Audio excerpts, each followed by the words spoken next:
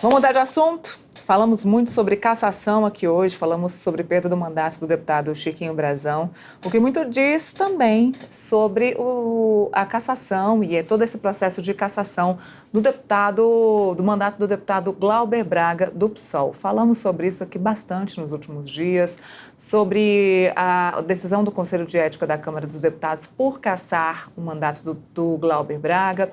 Também falamos sobre a greve de fome, a negociação do PSOL e também dos aliados do deputado Glauber, junto com o presidente da casa, Hugo Motta, para tentar ter um respiro e negociar aí essa história da cassação. Mas eu estou com ele hoje e a gente vai conversar agora à tarde com o deputado Glauber Braga. Oi, deputado, muito boa tarde, seja bem-vindo mais uma vez aqui ao Boletim Metrópolis. Boa tarde, eu que agradeço pelo convite. Deputado, como eu estava dizendo, a gente vem acompanhando nos últimos dias todo esse processo aí, desde a decisão do Conselho de Ética da Câmara dos Deputados. Vimos ontem o seu discurso na CCJ, na Comissão de Constituição e Justiça da Câmara dos Deputados, fazendo a sua defesa aí por permanecer no cargo de deputado federal. Houve um pedido de vista na CCJ ontem, ou seja, o caso vai ser retomado na semana que vem. Eu queria que o senhor contasse para a gente como é que o senhor se sentiu na CCJ, se o senhor sentiu que vai ter o apoio dos demais parlamentares ou que essa negociação ainda vai ser mais difícil do que o senhor esperava. A situação na CCJ é difícil.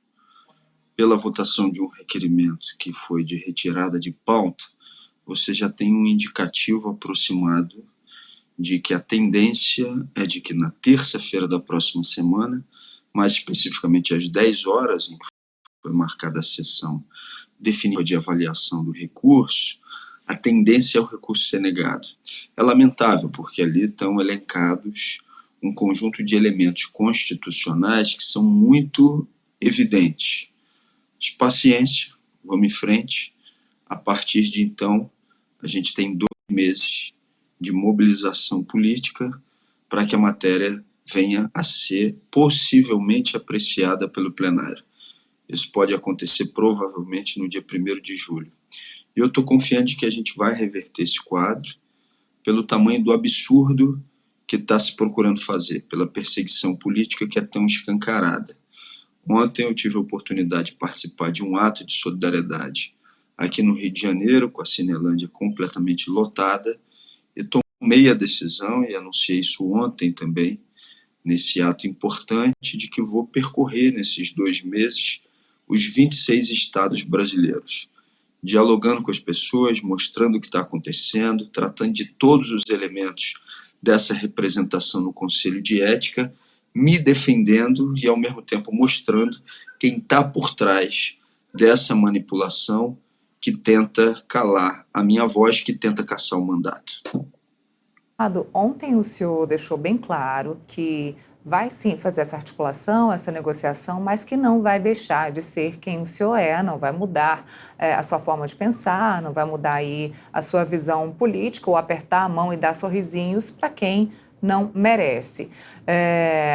Vai ser dessa forma.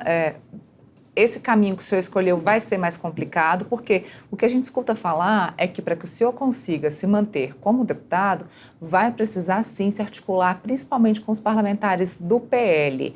Se isso for preciso, como é que vai ser essa negociação? Não, eu não preciso me articular com parlamentares do PL para conseguir ter a reformulação dessa decisão do Conselho de Ética. Eu vou estar à disposição para dialogar com aqueles deputados que queiram ouvir os argumentos, que queiram apreciar o que eu tenho a dizer, que queiram fazer a avaliação, que já entendem o que é um precedente como esse para o conjunto de outros deputados que podem, no futuro próximo, serem consideradas aí minorias eventuais. Porque imagine só, se uma maioria que se consolida em determinado momento, pelos mais variados motivos, resolve ir caçando mandato desse ou daquele deputado. O caso do Chiquinho Brazão, ele é escandaloso. Chiquinho Brazão, acusado de ser o mandante do assassinato de Marielle, teve o seu processo recomendado pelo Conselho de Ética e há 8 meses essa decisão não foi ao plenário da Câmara. Por quê? Porque houve uma articulação para blindar o Chiquinho Brazão de cassação. Com a decisão adotada ontem pela Câmara, ele mantém os seus direitos políticos, ou seja, não fica inelegível pelos próximos 9 anos e meio, porque é o tempo final do mandato e mais 8 anos. Então, Chiquinho Brazão teve 8 meses depois da aprovação da sua cassação no Conselho de Ética. Agora, em relação a mim, que reagi a um provocador que por 7 vezes me atacou e que da vez na Câmara dos Deputados atacou diretamente a honra da minha mãe, que veio falecer alguns meses depois, aí eu vou ser cassado com uma deliberação já colocada no plenário. Que me é essa? Isso é tão escandaloso, mesmo para aqueles e para aquelas que não concordam com as minhas ideias, que, evidentemente, eu acredito numa alteração desse quadro, numa alteração desse cenário. Então, se tiver deputado que queira ouvir os argumentos, que queira ouvir aquilo que eu tenho a apresentar como razões, eu vou estar à disposição de fazê-lo. Mas eu não vou ficar, de maneira nenhuma, modificando a linha da minha orientação política, tentando agradar com mentiras esse ou aquele deputado. Eu vou dizer a verdade. Eu estou carregando a verdade, as pessoas que estão com a gente nessa batalha estão carregando a verdade, então a gente não tem o que temer. Acredita que essa decisão pela cassação do mandato do Chiquinho Brazão agora, nesse exato momento, que não se estava esperando, tem relação com o início da cassação do seu mandato também? Todas as questões que estão sendo articuladas na Câmara, elas estão concatenadas. Vamos pensar aqui sobre isso. Chiquinho Brazão, por quem que ele foi considerado réu para julgamento? Pelo Supremo Tribunal Federal. E aí vem uma decisão que preserva os seus direitos políticos.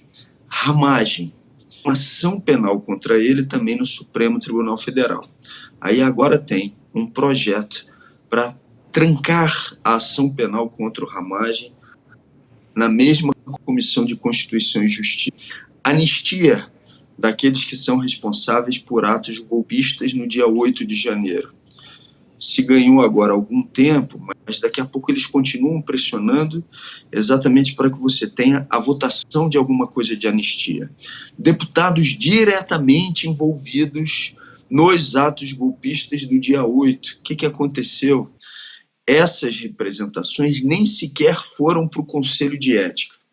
Aí você pega nesse conjunto de atos boicotando decisões do Supremo e caça o único parlamentar que foi firme junto com a sua bancada, evidentemente com outros, mas um parlamentar que exerceu esse papel, que foi firme na denúncia do orçamento secreto, que é uma investigação que está rolando por determinação do Supremo Tribunal Federal, e você pega um dos parlamentares que tem sido firmes também no apoio às decisões do Supremo contra a anistia, e você caça. Evidentemente, o conjunto dessas pautas estão concatenadas. Depois, não pode algum deputado na Câmara Federal dizer que o Supremo não pode se meter, no caso da minha cassação, porque essa é uma questão interna do Legislativo. Porque o Legislativo não está se preocupando em reverter as decisões que estão sendo adotadas pelo próprio Supremo. Quem está fazendo esse caminho é o Legislativo, que está revogando, modificando decisões adotadas pelo Supremo Tribunal Federal e perseguindo um parlamentar que se colocou favoravelmente a decisões importantes tomadas pela Suprema Corte, como, por exemplo, a abertura de investigação em relação ao orçamento secreto. Bom, eu vou fazer a mesma pergunta que eu fiz para a deputada Talíria, que a gente conversou agora há pouco. Decisão da mesa diretora, que a mesa diretora tomou para a cassação do deputado Chiquinho Brazão, ela foi informada aos parlamentares e se informou da seguinte forma, que do dia 1º de abril até o dia 30 de abril, decisões da mesa diretora da Câmara valeriam como decisões dos demais ministros. Eu perguntei se a deputada Talíria sabia disso Antes, ela disse que não foi informada. E eu também venho te perguntar, o senhor sabia dessas decisões da mesa da Câmara nessa data específica, nesse período de 1º a 30 de abril? Desculpa, eu não sabia, tanto é que eu não entendi bem a pergunta. Ou seja, qual foi a decisão específica anunciada pela Câmara do dia 1º ao dia 30 de abril? Eu não consegui ter a compreensão. Ontem à noite, o deputado Hugo Mota, presidente da Casa, liberou um ofício para nós jornalistas mostrando que as decisões do dia 1º até o dia 30 de abril, que fossem tomadas pela mesa diretora da Câmara dos Deputados, seriam, consequentemente, decisões dos líderes, das bancadas e dos partidos, e que, por isso, a decisão da cassação do mandato do Chiquinho Brazão teria sido tomada pela mesa diretora e não pelo plenário. Em resumo, Hugo Mota acabou tomando uma decisão, digamos que monocrática, pelo plenário e pelos demais parlamentares. Eu só queria saber se o senhor chegou a receber esse ofício em que informava que nesse período de 1º de abril a 30 de abril, a mesa diretora tomaria essas decisões pelos demais ministros. Não, olha, quem tem a obrigação de tomar a decisão sobre a cassação de mandato parlamentar é o plenário. Então, quem tinha que analisar o caso especificamente do Chiquinho Brazão era o plenário.